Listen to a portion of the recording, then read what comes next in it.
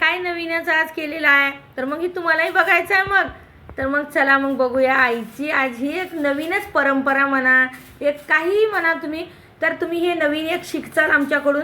तर हे बघा, हे लिंब आहे, हे कशा प्रकारे करते आई तर तुम्हाला बघायचं आहे. तर मग बघा हा पूर्ण व्हिडिओ. आणि सर्वांना पाडव्याच्या खूप खूप खूप शुभेच्छा. नमस्कार, श्री स्वामी समर्थ सर्वांना. गुढीपाडव्याच्या सर्वांना खूप खूप खूप शुभेच्छा.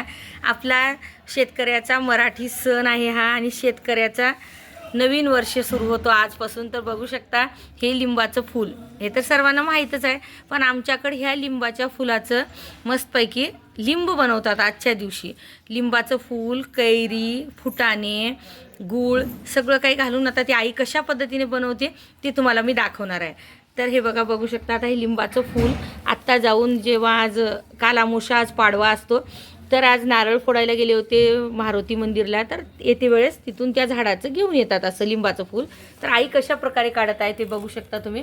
हे बघा, लिंबाचं फूल असं काढून घ्यायचं असते. हे पानं असतात, पानामधून फूल असं काढून घेऊन आई कशा प्रकारे करते ते बघा. आता एकदम छान आईनं एकदम सगळं फूल काढून घेऊन ते फूल बघा, हे काय फुलाची बारीक बारीक पानं जी असतात ना ती काढून घेत आहे आई. हे बघा, हे किती नाजूक आहेत, हे किती कोमल एकदम सुंदर ही एक पानं.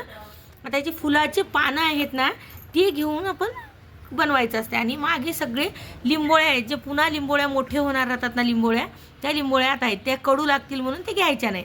आणि त्याचा हे बघा अशा प्रकारे कचरा आईने सर्व पाकडून आता फूल काढून घेते.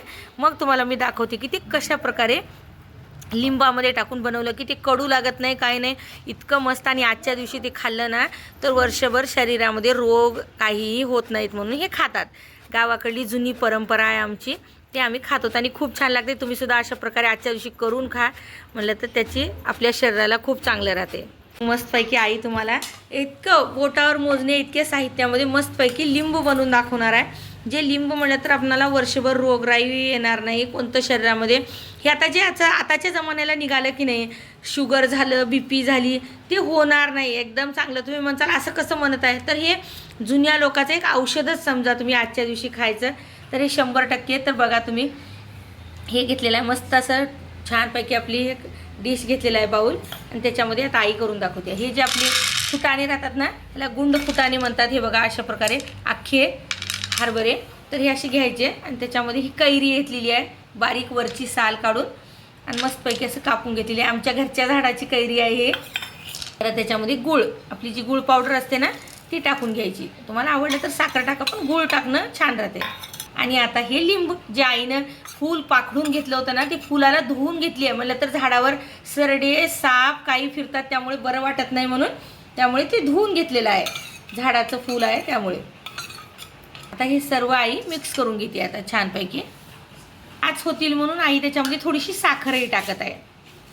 हे बघा अशा प्रकारे. तर ह्याला म्हणतात लिंबाचा पाला आणि पाडव्याने गोड केला. त्यामुळे पाडव्याच्या दिवशी इतकं सुंदर नवीन वर्ष राहून फूल, म्हणजे हे पाडव्याचा दिवस असते ना त्या दिवशी लिंबाचं फूल, कडू फूल राहून सुद्धा आजच्या दिवशी खातात. तर ते लिंबाचं फूलही आहे, पण त्याचं पाडव्यानं गोड केल्यामुळे कधीही त्याला वाईट समजायचं नाही. तर बघा किती सुंदर झालेलं आहे. आता हे देवापाशी ठेवून घेऊन आणि सर्वांनी घरचे खाऊत. मग बघा आईकडून सर्व YouTube फॅमिलीला बघा, हे सर्वांना पण म्हणतात आमच्याकडे, ह्याला कोणी लिंब म्हणतात, काही म्हणतात, तसं काही नाही. ह्याच्यापासून तोंड गोड करायचं. हे सर्वांना आमच्याकडून पाडव्याच्या खूप खूप शुभेच्छा. आमच्या सर्व फॅमिलीकडून YouTube फॅमिलीला पाडव्याच्या खूप खूप शुभेच्छा. तर बघू शकता लिंब आपलं बनलेलं आहे. मग तुम्हालाही हे लिंब आवडलं का? आवडलं असेल तर नक्की तुम्हीसुद्धा आजच्या दिवशी करून खा, आणि कसं झालं होतं ते मला नक्की सांगा. बघा किती सुंदर एकदम मस्त आपलं लिंब बनलेलं आहे. हे तुम्हीसुद्धा बनवा, खा, आणि कसं झालं होतं मला नक्की सांगा.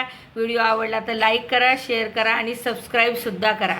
धन्यवाद. श्री स्वामी समर्थ.